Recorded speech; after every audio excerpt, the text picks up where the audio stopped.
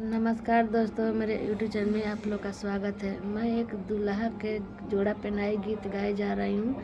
अच्छा लगे तो कमेंट में बताइएगा।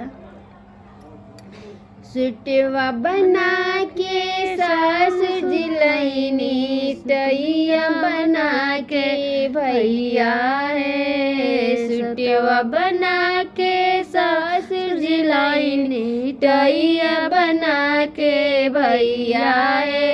पहिनावे खातिर लड़िया आइल बड़ सुंदर बहनैया है। पहिनावे खातिर लड़िया आइल बड़ सुंदर बहनैया है।